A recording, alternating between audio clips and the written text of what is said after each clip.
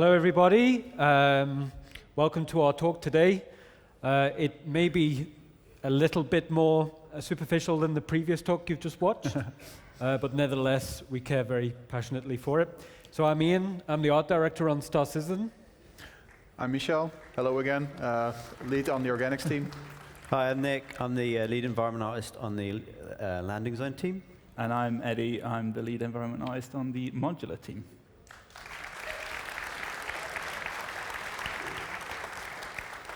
Okay, so let's go through a quick overview of some topics we're going to cover. First, we want to talk a little bit about the team formation and why we're kind of set up in this way. Next, we'll talk a little bit about the visual development of the space stations, both the exterior and the interior, and some of the notes on the direction we're taking. Then we'll take a deep dive into the visual design of the new landing zone, New Babbage. And then right at the end, we'll explore some of the biomes that we're going to see on microtech. Okay, let's start with the environment team of formation. So, as you know, like the locations in Star Citizen are quite diverse. So what we wanted to do is we wanted to format our team in a way in which we can work on multiple things in parallel, but not necessarily overstretch the team, which would ultimately reduce the quality. Okay, so first thing I want to talk about is the landing zone team. So obviously the focus of this team is focusing on, cityscapes, spaceports, hub areas of the landing zone, common elements, things like that. And that team is largely focused on kind of like maintaining or implementing the complexity of what these landing zones are. Next, we've got the modular team. So the focus of this team is kind of making sure that in between landing zones, there's locations to go to. So there's things like space stations, ground locations, space locations, things like that. So the kind of like the core ethos of this team is to try and utilize our building sets in a bit more of a creative way. So it's more about ensuring we get the quantity of locations in our game to support gameplay. And then the third team is the organics team. So fairly self-explanatory, but the focus is on planets, moons, caves you've seen a little bit of already, but also supporting other production teams with things like organic asset packs and things like that. So the focus of this team, beautiful landscapes, and working closely with other teams. Obviously, we're not just environment artists, so we get warm hugs from quite a few other disciplines. But as you can see here, hopefully that gives you like a little look at our internal formation, and hopefully give you a little bit of confidence in how we can kind of move forward and work on a few different things in parallel. Okay. So let's start real quick with the modular team. Okay. So we had RESTSTOPs in our game for some time. We were happy, but they had a fundamental problem. Essentially, we needed to diversify the visual design of them. I don't know if you remember these guys. This is a clay render of one of the originals. And it didn't really matter how we kind of changed it. It still kind of looked the same. So Chris was very passionate with me. He said, hey, I want space stations in Star Citizen to be diverse, beautiful, vast. So what we did was we sat down with the concept team, and we had a very intense period of visual development to try and generate ideas of what the next steps of space stations could feel like. So here you can see an example sheet of that result. So after a couple of weeks of fairly intensive work, this is like an idea board that we'd put in front of Chris. So even from quite small thumbnail images, you can kind of see how diverse some of the ideas could feel. And we wanted designs to feel iconic and fairly recognizable. And then for those of you with really good eyesight, maybe you can recognize some of the categories we're putting them in. And the idea is we want the core space station to design to be primary, and then what we do is we use additional elements to help define the theme of that space station.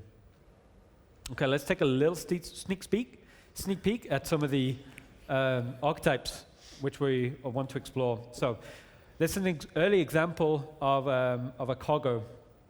So from Chris, right from the beginning, he wanted a very busy kind of shipping port vibe.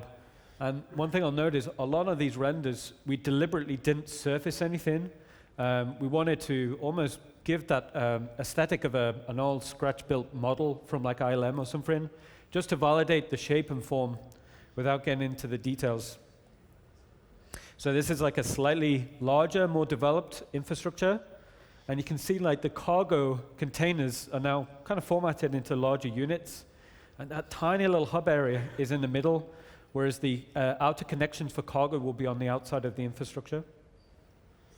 And then we also tried a vertical design. Ultimately, this had too many problems. Like, Todd was like, hey man, what happens if I fly right through there? You know, cargo's just gonna go, right? But there's elements of this that we kind of liked, and you can actually see in game right now. Okay, so we expanded the cargo unit rack design, and ultimately we're looking for an idea where the hub was quite small and insignificant compared to the cargo. But as you can see, like the first read of this, we went, oh, that's a cargo station, you know. Continued design exploration. This time, we're kind of taking cues from Port Olisar, because Port Olisar should be a port station, right? So this was us just validating what, with this design language, what something like Port Olisar could feel like. Okay, let's move on to some refineries. So we like the idea of something exposed. So it shares some common elements from the other stations, but we like the idea that the protective layers of other stations have been exposed, so you're just seeing the inner workings. And we also like the idea of something skeletal, lots of negative shapes. And also you can see like a range of arrays of components. And this can also be used to kind of describe, you know, expanding out the scale of operation. So if you see something with like large quantities of arrays, it kind of implies like it's a bit more of an established operation. And we also wanted something that had like struts leading off from the main hub and kind of having a little bit of fun at what these stations could feel like, because the design for zero gravity. Okay, let's move back on to RESTSTOPs. Fundamentally, you know, we wanted designs that could work vertically as well as horizontally. And we also wanted the idea of, like, Chris described it as, you know, you come across like a backwater space station, but then that's fundamentally different to a space station that you'd see on a major kind of trade hub. So it was having a look at what like expanded modules building out from the core could feel like. And also we're exploring various shapes, which we did with these rings here. So this was a core shape that internally we really latched onto. And then like it enabled us to do new things like array and hangers around that core. So because it's in space where you need to validate composition from all different angles, and even from this clay render, we felt, you know, quite confident about the compositions that we'd expect to have. And then I just loved that strut leading out, really leading out from the main core, and was really thinking about what that experience would be if we landed on there, you know, what that would feel like, and then eventually we want physical transit elevators bringing us into the core. So just to repeat this slide again, hopefully you can kind of see what we're doing. We're not necessarily, you know, building unique space stations for each one, but we're trying to invest into what our core space station visual style is. And then when we come to do like refineries or cargo depots, it's a bit more of an additional approach. And then this is just a slide, you know, you just saw this guy in the demo we just saw, it's in game right now. But, you know, it kind of, maybe it gives you a little bit of a backstory as to how we got to this point, and then maybe it gives you a little sneak peek as to, you know, what some of the next steps could feel like. Okay, so let's move on from the exteriors, and then let's move on to the interiors. I'll pass you on to Eddie. Pass me the clicker.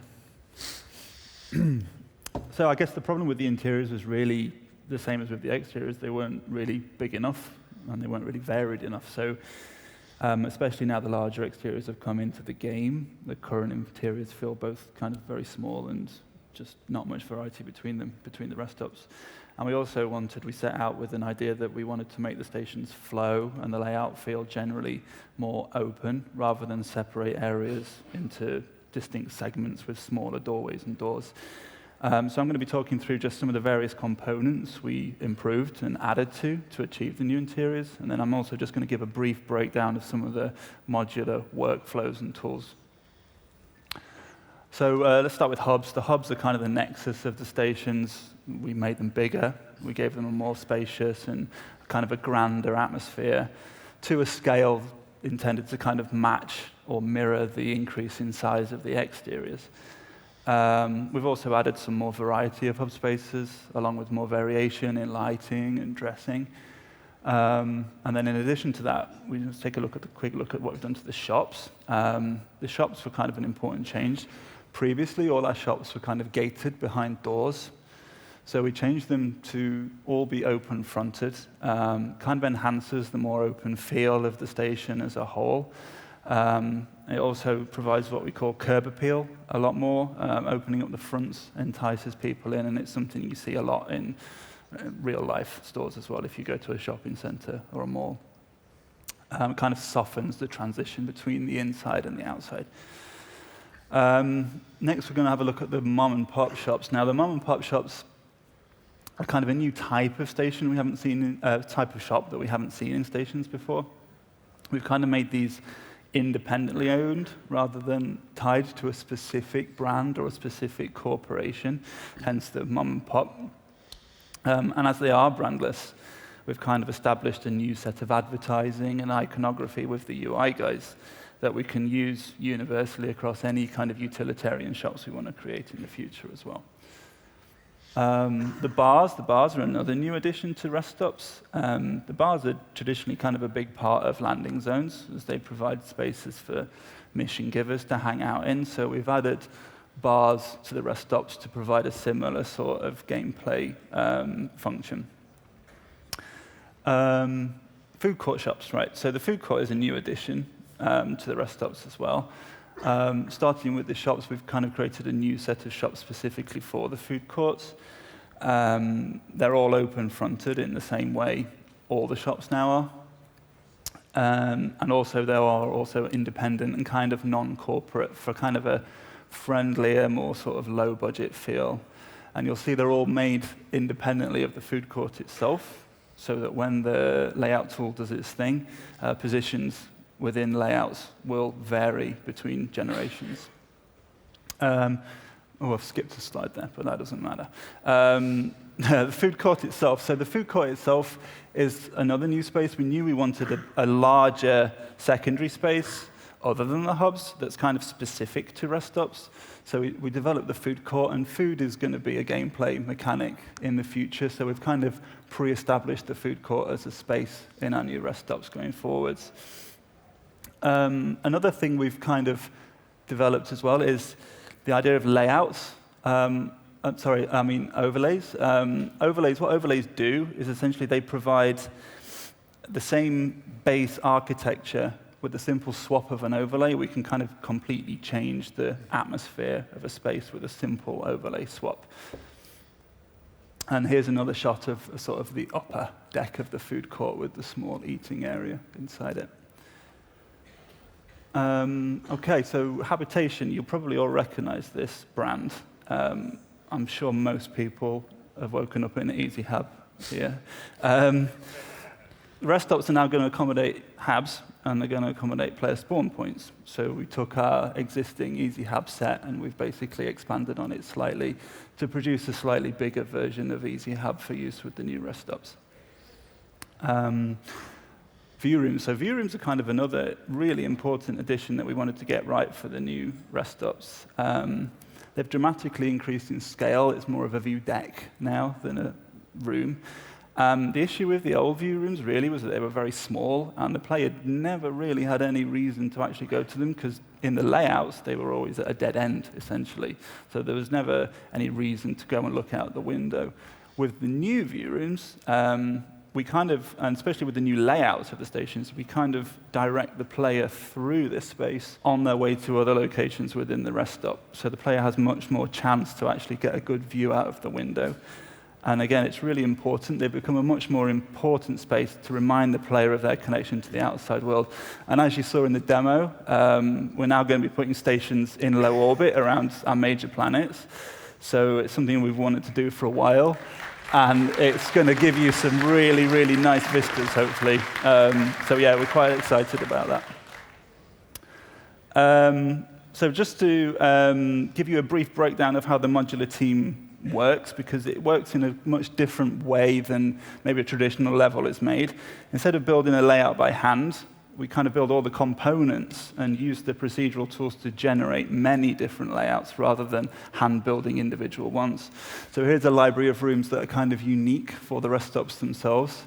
And this is a library of more universal rooms that we can use going forwards in different space stations in the future. On top of that, then, we have libraries of props, which are small collections of items, all filtered by category and type. And then the same deal with advertising, filtered by color. Lighting use a lot of these to light the stations, so they need to be able to decide, oh, I want a warm color here, I want a cool color there. What all these libraries and all these categories and all these filters allow an artist or a designer to do is kind of direct the general flow of a station, interior, but the actual content and how it all fits together is randomized every time. It's all driven by a layout graph, which is the prettiest slide in this presentation, this art presentation. But it's kind of a node-based thing that we use. A designer or an artist can snap these nodes together and say, I want this general flow for a station. And then we've got a video of basically that graph. This is the tool doing its thing with that graph. And you can see it's testing connection points. It's finding successful ones. And then it's moving on to the next node in the graph. And eventually, you get a successful layout. And once you have a successful layout, really, all that remains is for an artist or a designer to go into that layout, have a look at it, and decide whether they like it or not. And if they do like it, it kind of goes into the yes pile. And if we don't like it, really, all it's a question of doing is deleting it and generating another one until we get to something that we do like. So the modular team works in this way because, obviously, it's a much easier way to create hundreds of different locations, thousands of different locations. I mean, just with the sets that we've got now, we've probably got millions of different permutations that probably could be.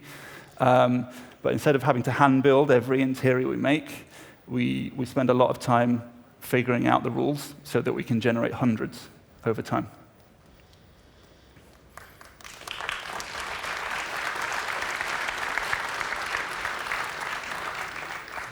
Do you want to click it for you? Or? That's okay. Awesome. Thanks, Eddie. That's pretty cool, right? Okay, so let's move on to the next team. So talk about the land zone team. So moving on to this location, there's a few key factors that we wanted to focus on. So first, it's going to be the new art style. And as I mentioned a few hours ago, Lowville, Area 18, we've kind of been utilizing the utilitarian building set, but because this is microtech, it's microtech's kind of like home location, we knew we needed to invest that time and energy into the new building set and kind of expand on the work we've previously done with high tech. Also, we wanted to improve our approach to building our cityscapes. And again, like we said this morning, none of us was really happy with completely walling it off. We wanted to validate sections of that city to enable the player to explore if they wanted, and learning lessons from Lowville and Area 18. Okay, so for the new art style, as I said, if you look at Lowville, we wanted something that felt old, not necessarily well maintained. And Area 18, it was a bit more of a dystopian kind of like neon city. So we already knew right at the beginning that New Bab would need something new.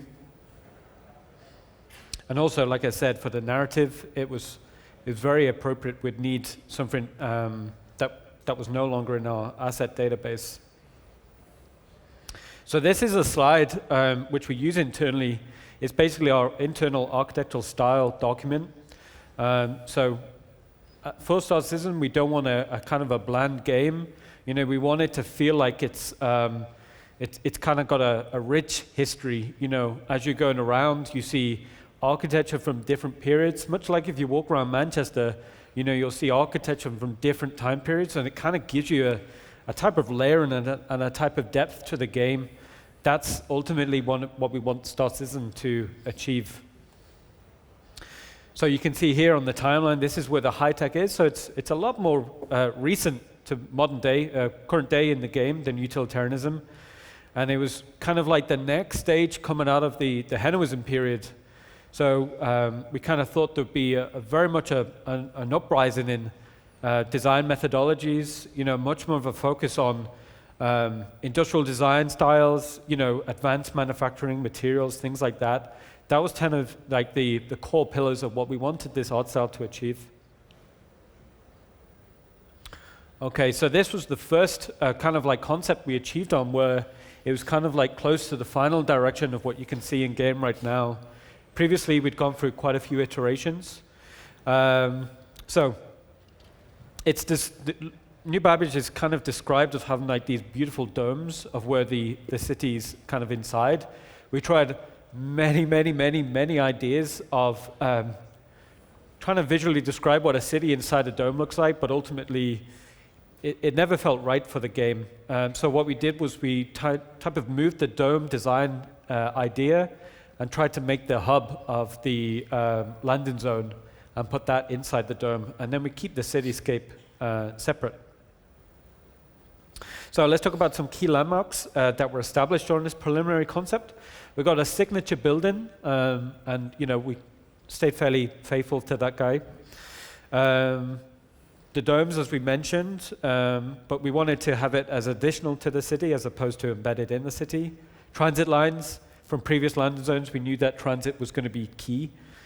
And then, as it's going to be a cold planet. This is kind of what distilled the idea to drive the tech to help build the frozen ocean shader, because we love the idea of walking out of that landing zone, and rather than having to get on the transit to the spaceport and then let you out there, we wanted to get right out onto the ocean straight away. But most importantly, as you can see here, all of these open areas, we wanted that open feel. So if we wanted the hub, for the player to get out the hub and then kind of traverse on the terrain straight away, we're trying really hard to make that a possibility.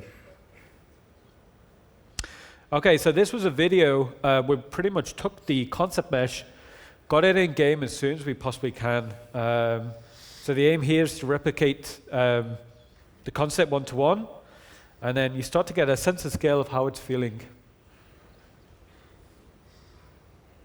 Thanks. Pass you over to Nick. Thank you. Take us on to the next section. Let that play out. So yeah, we had a really early idea of having this sprawling web shape to the city with the transit tunnels linking each major district together. So we're replicating that in 3D from the concept and then iterating from there. And this video shows the advancement of the layout and how we increased the scale from concept was quite narrow and we broadened it out. And it's really important, obviously, to play it and see how it feels flying around, walking around. And this was our first time where we felt really happy with the sense of scale of the city. So it's starting to feel like a real city.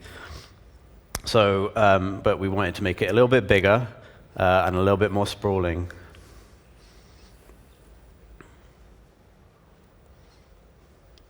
So this is New Babbage pretty much in its final form.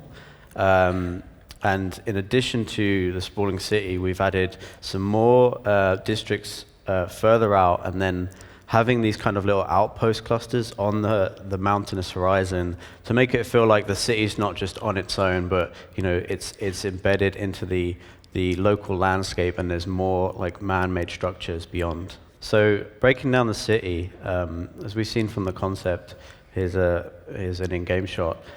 We have the transit loops that go from spaceport into the city.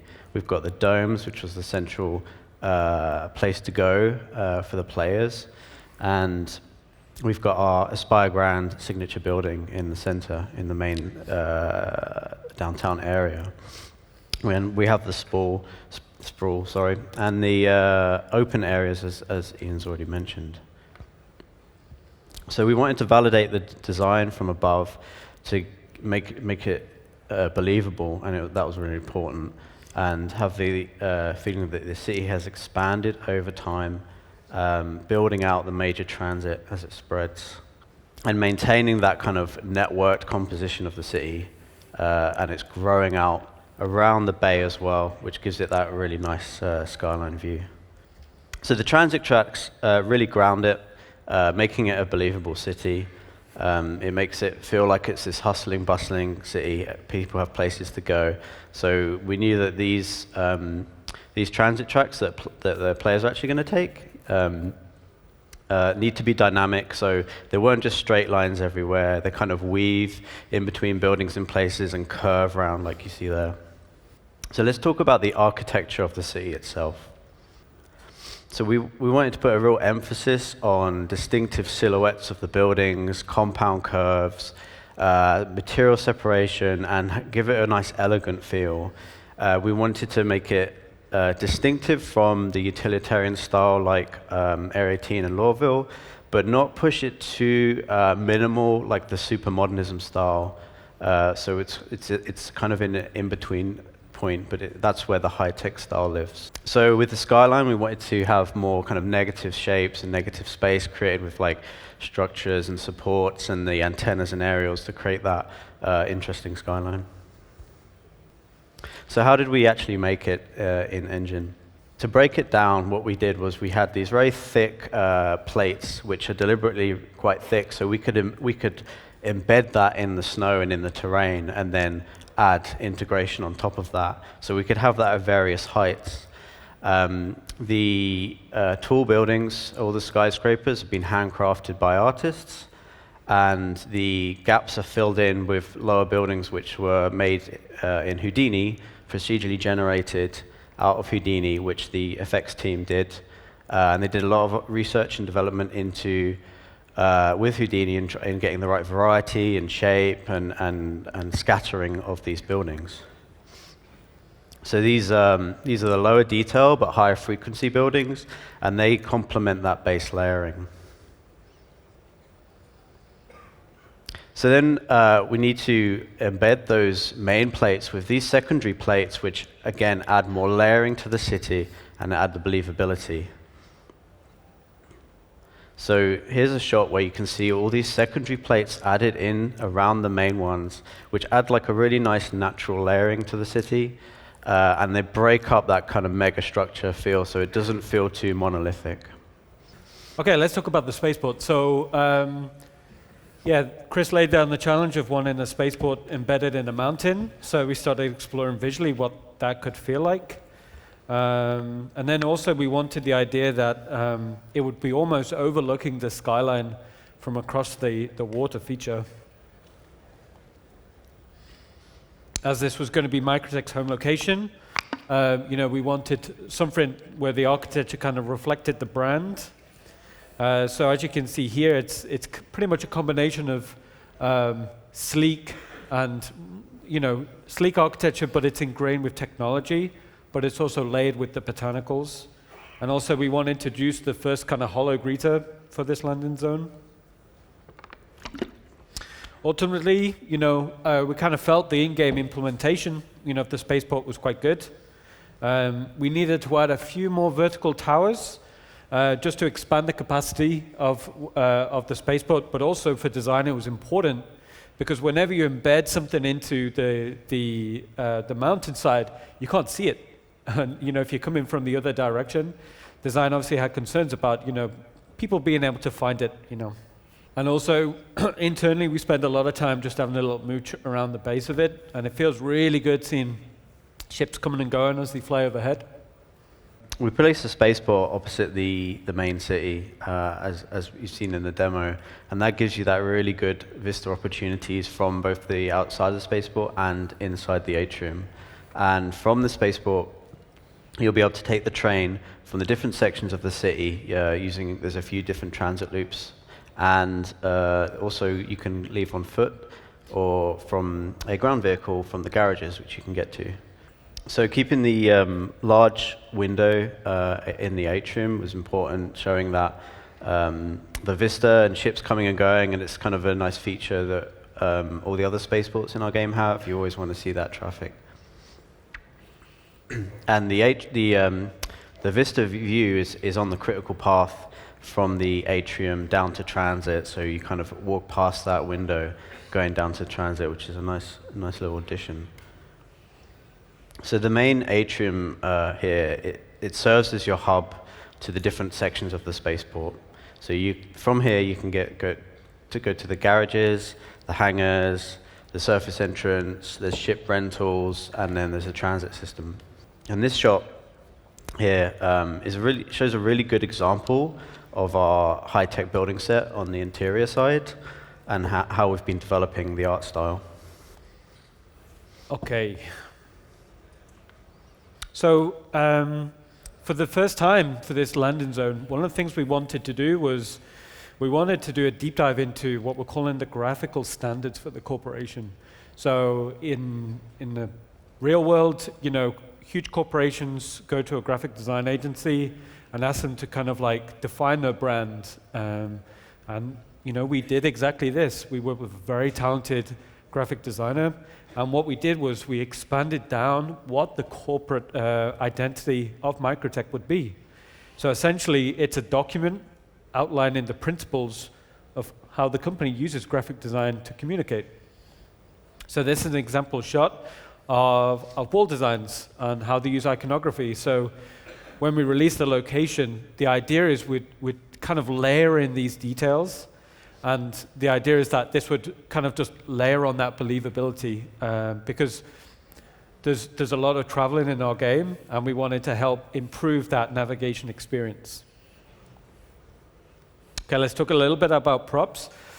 Previously, we've used a lot of crates, barrels, trash, and as Todd likes, cardboard boxes. It's a video game after all. Yeah. So for microtech, we needed like a whole new suite, right? So we needed things like seating, terminals, and the turtle kind of escalated in Area 18 a little bit. So I like the idea of each land zone almost has a little mascot. Yeah. So then we're like, let's develop like an extreme sport penguin. Yeah. Does anyone like that penguin? Who wants that penguin in game, right?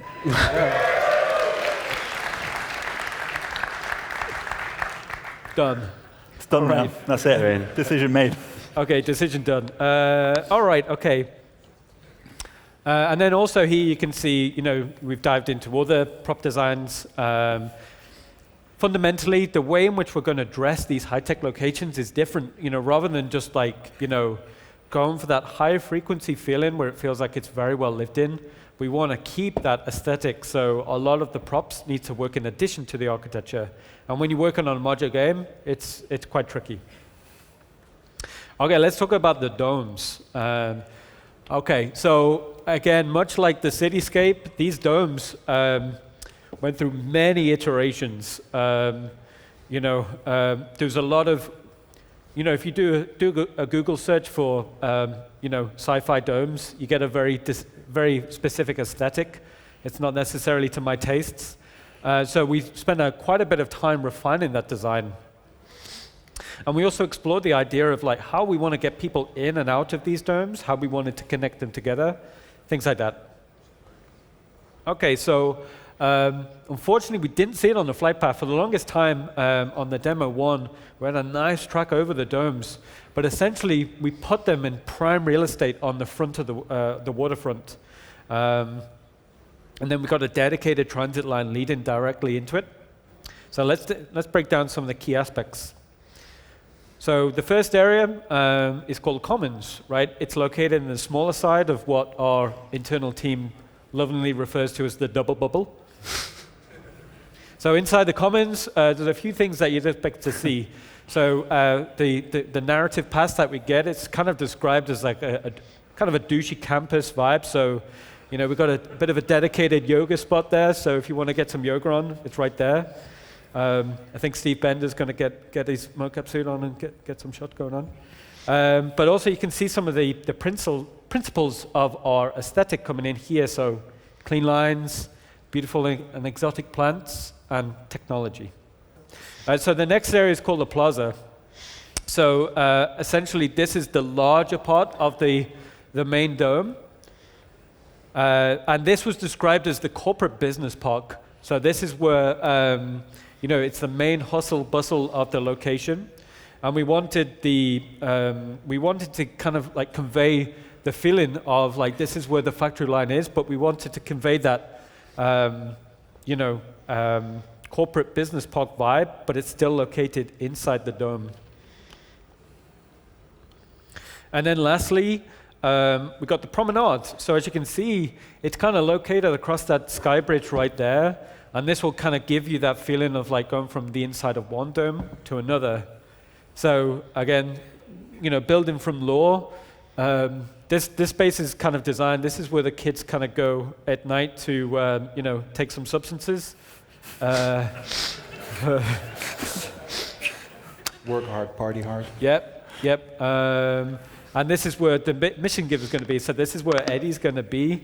I think it was Will came up to me a few times and we're like, yeah, we need to kind of add some douchey elements. So those icebergs lilting into a waterfall, you can thank Will for that.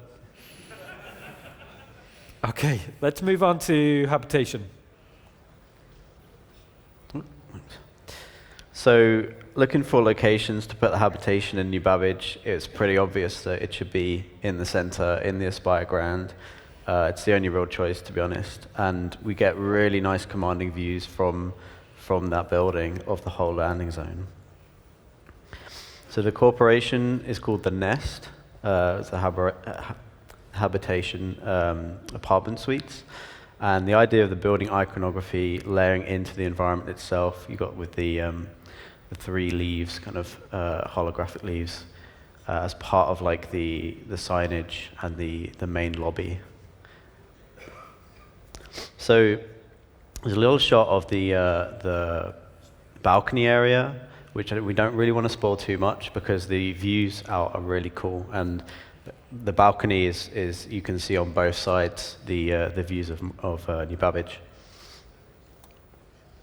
So going into the hab units, these are the high-tech versions of what you've seen in the utilitarian ones for the players. So they have all the same types of modules, your weapon racks and your clothing racks and kitchens and stuff, but in that high-tech style.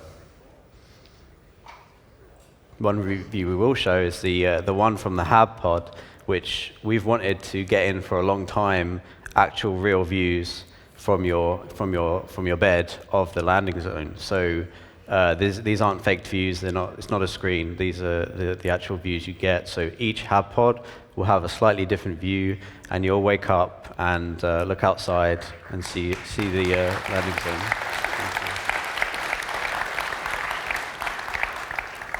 And it would be cool if you get one of your friends to park up a ship outside, waking you up, get out of bed.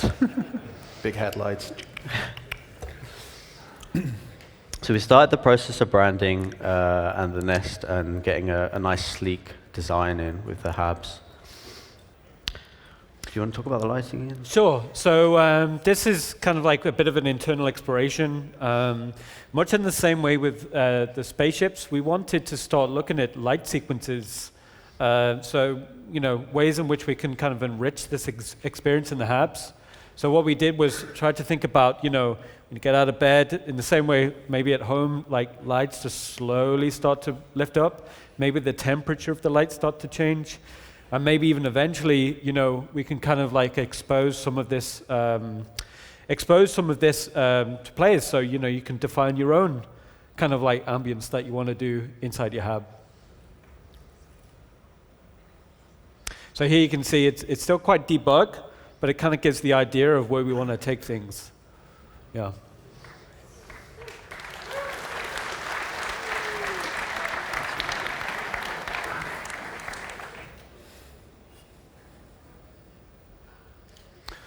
Okay, let's talk a little bit about transit. So right from the beginning, we knew we wanted a design that was quite brave. So we kind of latched onto this tube design quite early. For quite a period of time, it was kind of like a hyperloop, so it was sealed. But then as we expanded on developing the landing zone, for quite a few reasons, like we needed to open up that tube. So for the first time, you're going to be able to have open transit tracks. You'll be able to land on going that track. So yeah, so they kind of changed from being like a hyperloop to a maglev. And then, yeah, here you can see it kind of transitioning into production, and it's already feeling quite successful. And then also, it's the same way as what we was doing for the HABs, we was exploring ways in which we can get light sequences to aid, player navigation. And I really love the idea of, rather than go left or right or wondering which side the train's going to come, maybe like the light changes and then you kind of know. And it's also worth pointing out that this time we didn't have transit designed. Placeholder trains going on. So we were like, I think you guys have seen this video, right? Yeah. I So mean, we're like, right, okay, we don't necessarily have transit, but we have a... I mean, the trains are going to be the trains are going to be torpedo shaped. So Yeah. Okay. It's the world's most advanced fast food Delivery system. Still a good video. But you can kind of get the idea of how we want to advance our interiors through light animation. Okay. Okay, so I'm not going to lie to you. Designing new Babbage has been extremely hard. Our internal concept team is very, very good. But I've been kind of stressing them out, been going through many design iterations. And the transit is no exception. So we went through a few different designs, and here you can kind of see the most advanced one we got. But ultimately, we wanted something that felt very aerodynamic. It felt like it could cut through the air very easily. And then because we knew we had these exceptional views of the cityscape on the transit, we wanted to just open up that canopy so you can see as much of the cityscape going by. Cool. Okay, let's talk about the garages. So these are another common element that we've adapted for the high-tech style. So you'll be able to keep all size of ground vehicles in here, from the very small to the very large, like the ballista ground vehicle, to some more food-based vehicles, which we just threw in there. And so this is the surface entrance. So it's nestled just below the spaceport, and this is where you'll go from. You'll take an elevator down from the spaceport to your surface entrance. So this is like essentially like a car park where every user owns their own space and garage to go from. So this is where you'll go from foot out into the landing zone, and also take your ground vehicle. So let's talk about how we actually integrate the landing zone into the planet. That's a good segue to talk about microtech in a bit. So this is an early test of some biome integration and how we will integrate this into the landscape. It's also establishing the scale read of the large, medium, and small structures.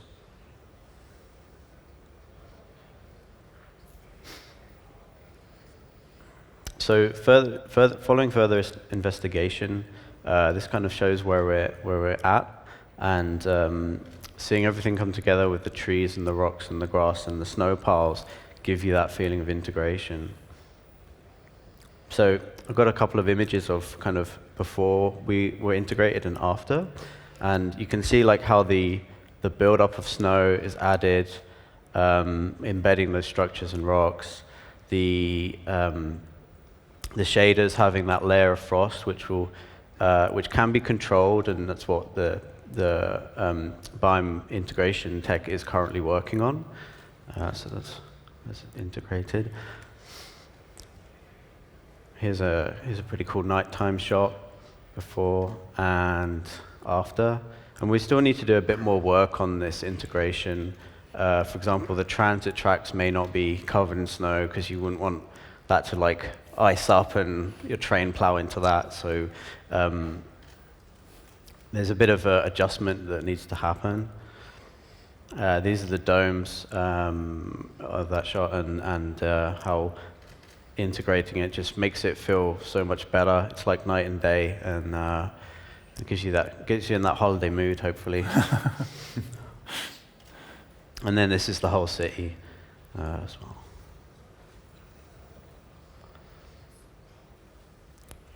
So all of this in combination is working towards that initial goal and the 3.8 release of having a very open cityscape and for you guys to explore on foot, on ground vehicle, and in your ships around the New Babbage landing zone.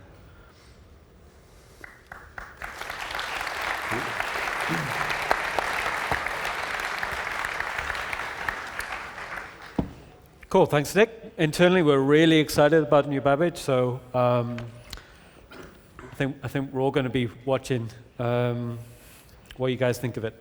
Okay, so this is actually a really nice segue to move on to the last part of our talk. We'll talk a little bit about microtech. As we talked about, this is the first planet which we approached fresh with V4. Actually, without V4, we would not have been able to do it. That's what it comes down to. Yeah. We're really happy to see it, right? Yeah. So as the law describes, it's described as a very, very cold planet. There was a terraforming accident, but it was perfect for microtech to move on to. And as we knew we'd have some new tech to play with this, we were super into the idea of exploring biomes which aren't necessarily completely covered in snow, so warmer. And as you might have remembered if you were in the previous talk, we now have this temperature humidity graph that we can work with. So instead of picking random biomes and sort of figuring out, well, we want this there, we want this there, we positioned them on this graph as a visual helper, what each of these regions would be. So we have cold, dry regions, we have warmer, dry regions, we have wetter regions, and the bread and butter, which is like the frozen mountains and frozen forests. Mm-hmm. And this also informs how our temperature is formed on the planet. Yeah, and we've been talking about this way of approaching planets for years. Yeah. So the fact that we're kind of delivering this now, it's huge. Okay, let's start with breaking down some of these biomes.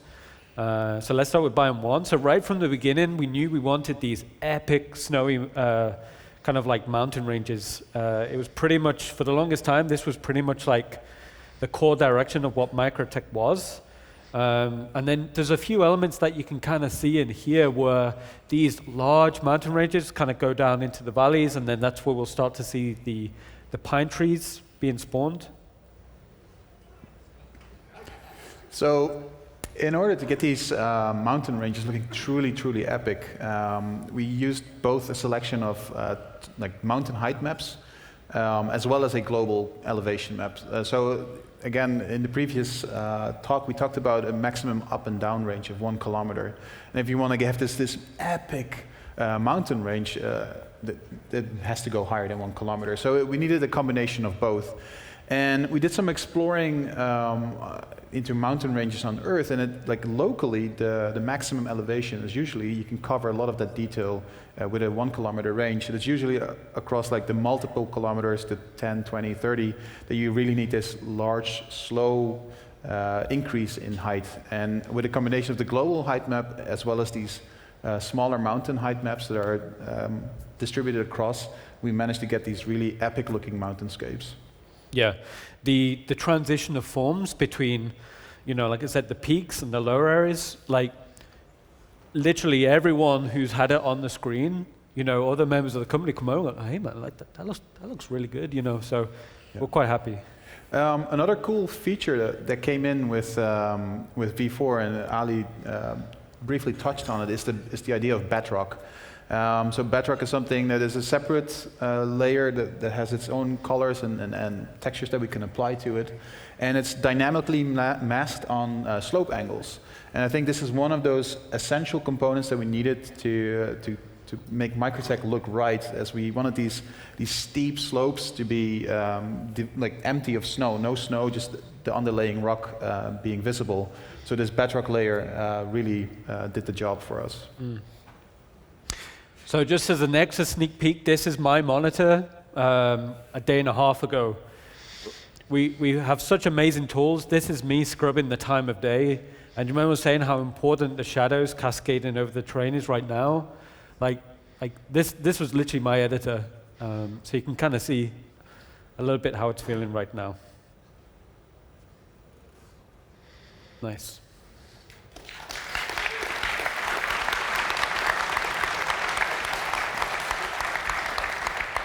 It's quite interesting. When we released Hurston, we was all about the sunset, whereas actually right now it actually feels really good at other times of day as well.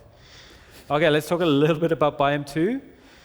So this kind of like is the transition from Biome 1. So as I said, we wanted these lower regions outside of the mountain ranges. And this was a chance for us to kind of like, build up the botanical distribution.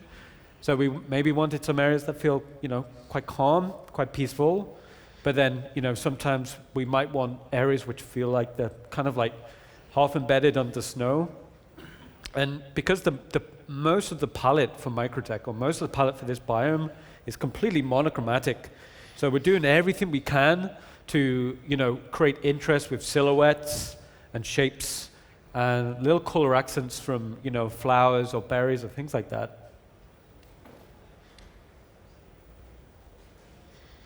And, we've seen this slide previously, but again, it gives you a good indication of where do we start from building our biome asset packs. So one thing we really wanted to do for a long time, which wasn't possible with this tiled approach, was these large-scale transitions of vegetation, stuff like forests, transitions from like very sparse to dense, and from dense to sparse over a large area. With V4, we finally can do that. As you can see in the image, you see the forest like stretching out, and there's no like specific end to a tile that just flows into the terrain naturally. So the object distribution being informed by terrain features, we could finally achieve those transitions, and I think we're quite happy with the results. Yeah, we're still pushing. That's a lot of trees, but we always want more.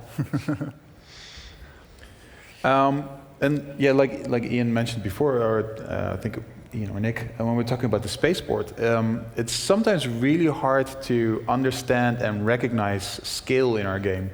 And we on the art teams, I think everybody has run into this situation as well. So you're building something, you're building something that's actually way bigger than you expected, and it isn't until you start putting stuff together in the biomes and you actually start having these trees in, that you have a reference point, something that you understand as a human. Like, okay, this is a tree, this is about the height. I can understand the scale of things now. So when we started scattering these trees around, it really tied everything together, and it really emphasized the scale of the spaceport and just how big and epic this landscape is. Yeah.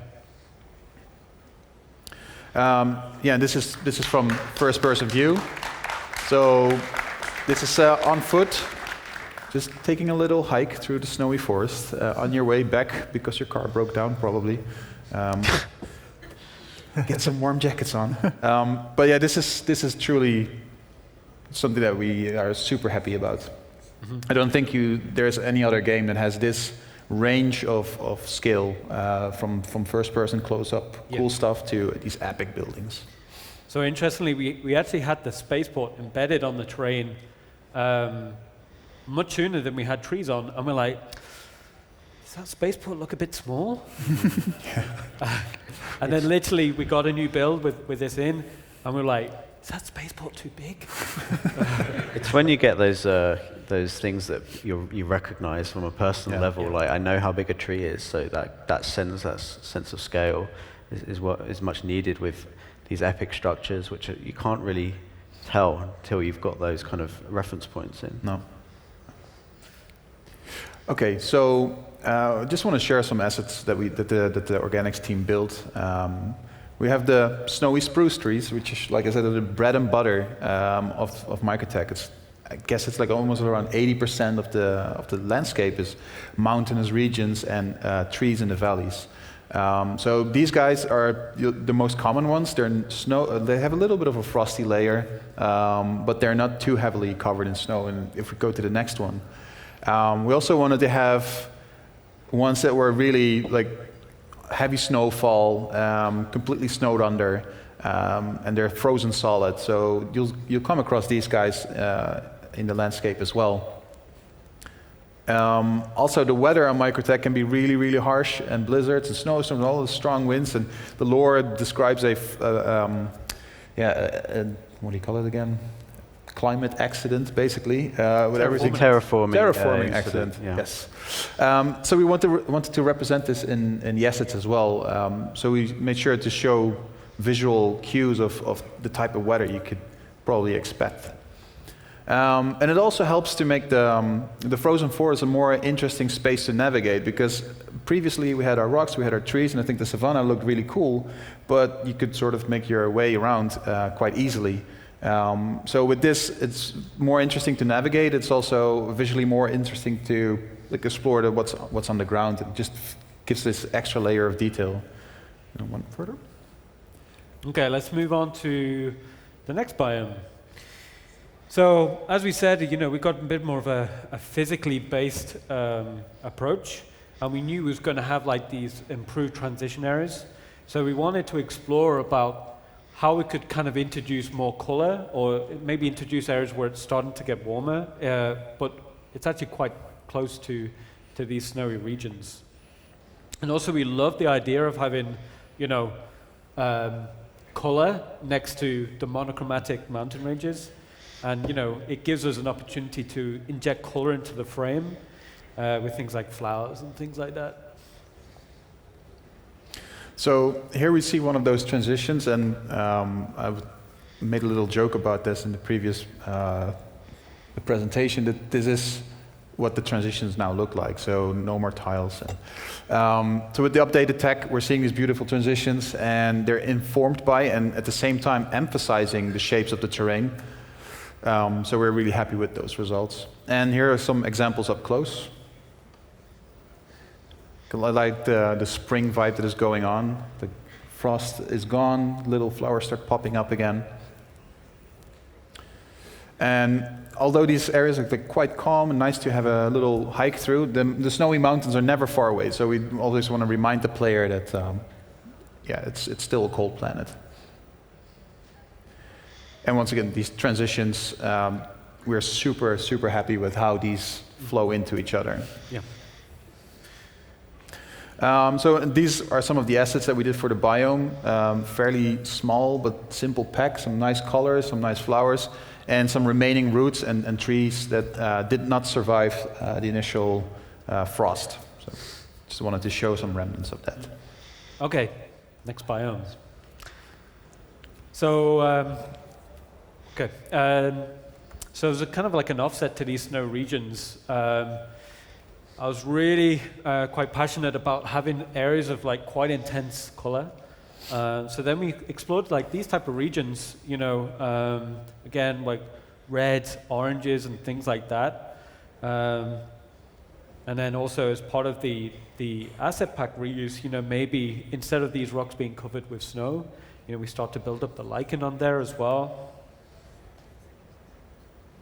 So these areas show actually what microtech would look like if without all the snow and ice. And so we're seeing the same spruce. Actually, it's a conscious choice to have those return in a more unfrozen state, just to tie these areas together. And obviously, as you can see in the distance, to remind the player that these warmer regions there are not that many of them. So we wanted to make sure that there's always this epic mountains in the background, reminding the player that they're never far away. Yep. Some of the assets that we did for the taiga region. So you see the red lichen, and the rocks and the ground cover. Everything has a bit more warmer colors. Some more of the spruce in the same color variations. And in order to emphasize these warmer colors, we added a few more tree types because the spruces are really cool, but they're evergreen, so they basically gave us the green, but didn't give us the warmer reds and oranges on eye height. So we wanted to have these guys in there as well. We already did a bunch of these broken assets, and we figured we might as well have them on the warmer areas as well. I mean, trees break down, they fall on the ground, they rot away. So it's the circle of life, and if we want to do a dense forest, I think that's a necessary component, plus the previous reasons of the complexity on the ground being nice and detailed. I think that was a good reason to keep them. And some more examples of these guys. Okay, next biome.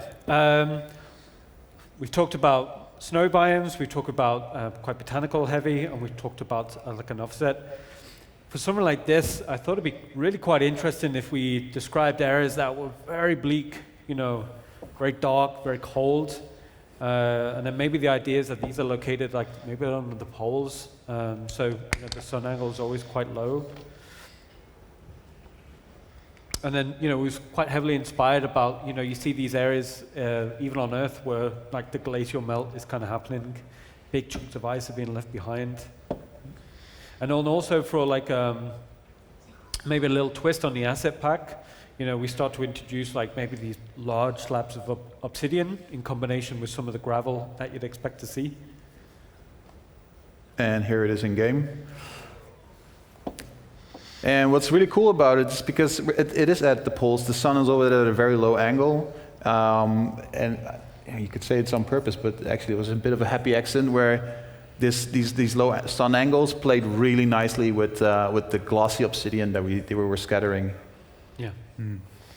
So we've done boulder fields before, but I think this one really stands out. So these are some of the asset packs that we created for this biome, and the next thing that the organics team wants to look at after we're getting close to wrapping up Planet V4 is increasing the asset quality, and we're doing that with a new shader that's being developed with the graphics team. It's not completely done yet, but here's a bit of a preview of what you can expect of the quality of rocks and assets that will be visible. Okay, last biome, number 6. So this was always our wish list, and again, this is what helped drive a little bit more of that shader development. You know, as we knew it was going to come down into the coastline, we wanted to get people like on the ice, walking on the ice. So, like I said, it was kind of driving a lot of that tech development. So to create the frozen ocean, we wanted to reuse some of the features from our existing ocean and expand on making on that basically. So we wanted the surface to be solid. We needed to add some additional features to help sell this broken look, both when flying over it, so at this further distance, as well as when you're right on top of it. And it doesn't really actually show. But when you're walking on it and you look down, you actually see the multiple layers of cracks in the ice, refraction going on. So it's quite a cool experience to walk over this. And who knows, maybe there's some stuff hidden underneath the ice. So to complement these transitions into these frozen oceans, we wanted to have some stuff that reminded us when you go to the poles and you see these large chunks of ice that broke off and sort of are floating around. In our case, they're all along the coast, and frozen shut by the storms that basically keep happening. Someone mentioned the other day that iceberg looks a little bit like the Aspire Grand Tower.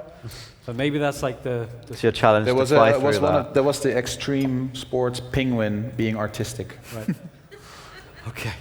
He was inspired. So as always, it's always a massive team effort. So this is the art team and lighting team that you can see. So great job to everyone. I think you guys are killing it. Yeah. Thank you.